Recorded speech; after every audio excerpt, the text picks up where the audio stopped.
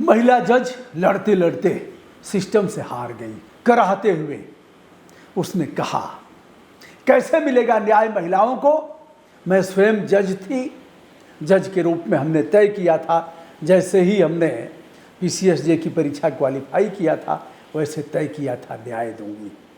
दबे कुचले लोगों को न्याय से वंचित नहीं होना पड़ेगा।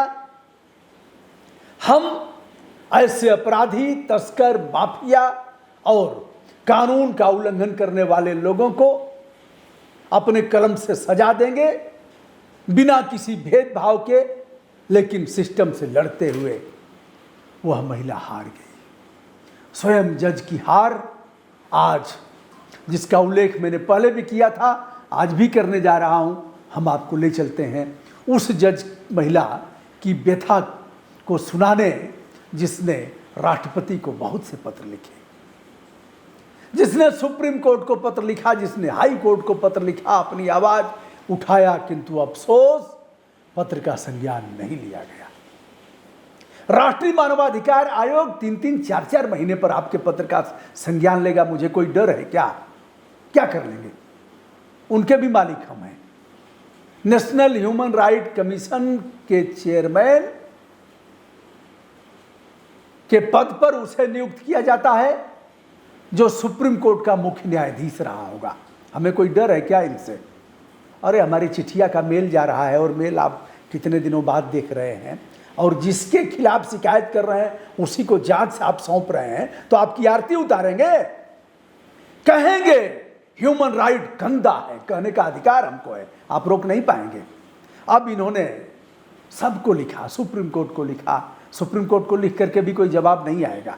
मैं जब दिल्ली जाता हूँ 2-4 पत्र रिसीव कराता हूँ। यह व्यवस्था सुप्रीम कोर्ट में है, हाई कोर्ट में नहीं है। यह आपके पत्र रिसीव किए जाएंगे, मुहर लगा करके आपको दे दिया जाएगा। लेकिन कुछ इस पर होगा नहीं। जब आप RTI लगाएंगे कि ये साहब हमारी चिट्ठिया पर का भयल, तो उसका जवाब आ जाएगा कि इनको भेज दिया गया, या फिर आपका जब RTI जाएगा तब किसी को ट्रांसफ़र कर देंगे। यही है, बताने का अधिकार है, जानने का अधिकार है।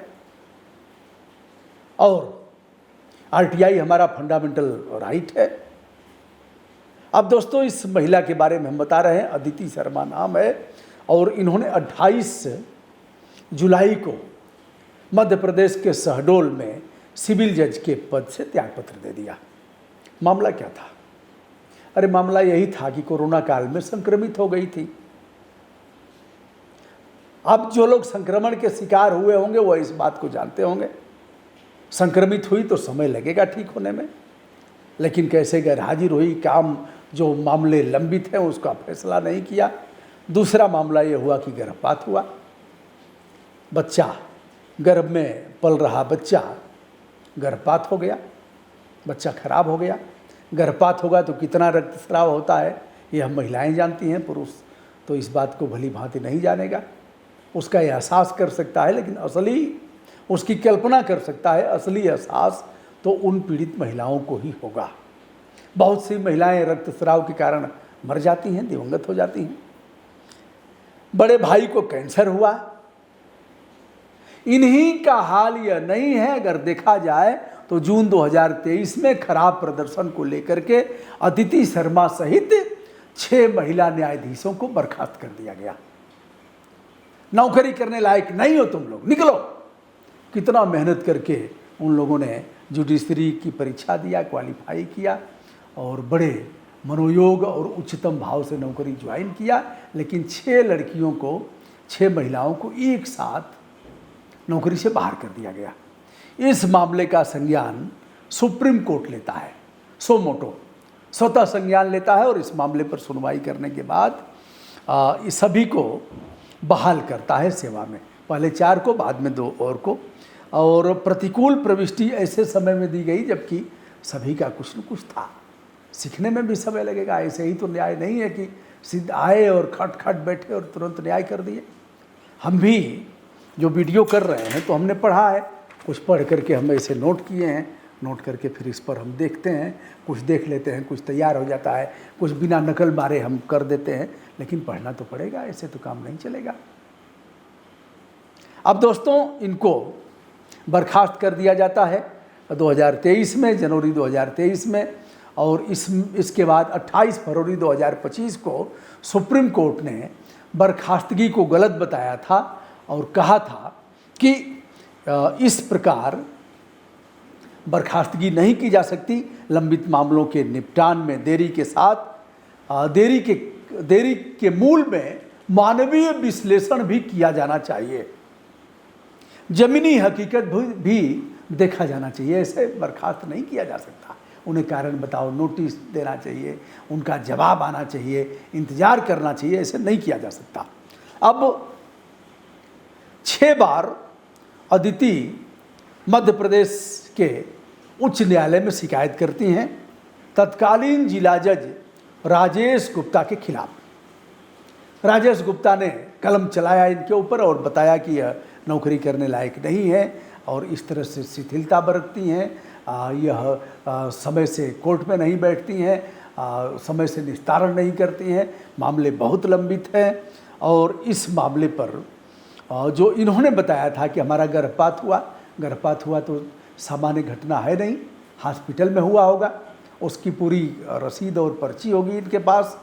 फिर जब कोरोना में संक्रमित हुई तो अभी इनके पास होगा सारा कुछ। भाई को कैंसर की बीमारी है तो यह भी ठोस प्रमाण उनके पास होगा।